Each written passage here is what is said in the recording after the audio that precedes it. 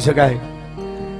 એક સરસ વાત છે, એક જગ્યાએ આવી કઈક ધર્મસભા કે કંઈક હશે ને, તો એક બાજુ 250 જેવા પુરુષો બેઠા, 250 કે 300 જેવા, એક બાજુ 100-150 જેવા બાયુ બેઠેલા, વચ્ચે નાનો એવો નીચો પડદો, એમાં બધા બેઠા હતા। એમાં એક બાઈ છે, ઈ ઘરેણા નહીં પહેરેલા, ચાંદલો હતો, હાથ પગમાં હૈયે કે ક્યાંય પણ ઘરેણા નહીં પહેરેલા।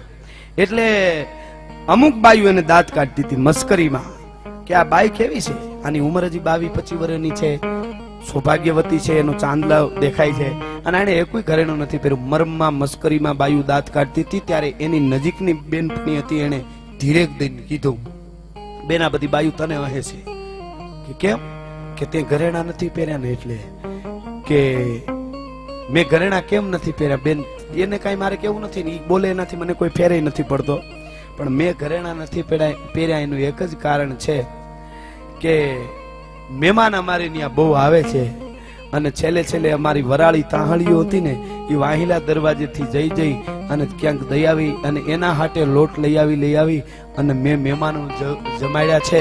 મેં મારા એક એક બાપના ખાહરિયાના બધા ઘરેણા દઈ અને મહેમાનોને જમાડ્યા છે।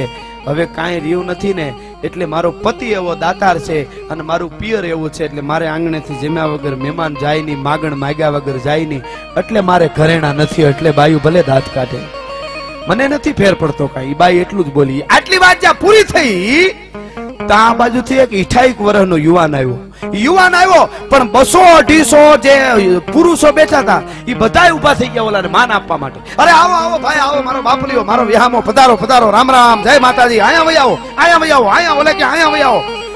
એ 200-250 પુરુષો ઉભા થઈ ગયા, એટલે 100-150 બાયુ બેઠા હતા, અને જે બાયુ આને દાંત કાઢતા હતા ઘરેણા નહોતા પહેર્યા, એટલે એ બધી બાયુની નજર ખેંચાણી, એવું કોણ આવ્યું કે આખો દાયરો ઉભો થઈ ગયો એને માન દેવા?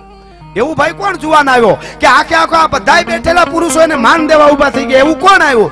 અને તેથી જે બાઈએ ઘરેણા નહોતા પહેર્યા ને, એને કીધું કે ઈ મારું ઘરેણું આવ્યું છે, બીજું કોઈ નથી, હે કે મારું ઘરેણું આવ્યું છે, મારો પતિ આવ્યો છે, ઈ દાતાર એવો છે, ઈ સુરવીર એવો છે, એનું જીવન એટલું ઉજળું છે, એને માન આપવા માટે આનાથી મોટું કોઈ ઘરેણું જગતના ચોકમાં હોતું નથી, ઈ મારું ઘરેણું આવ્યું।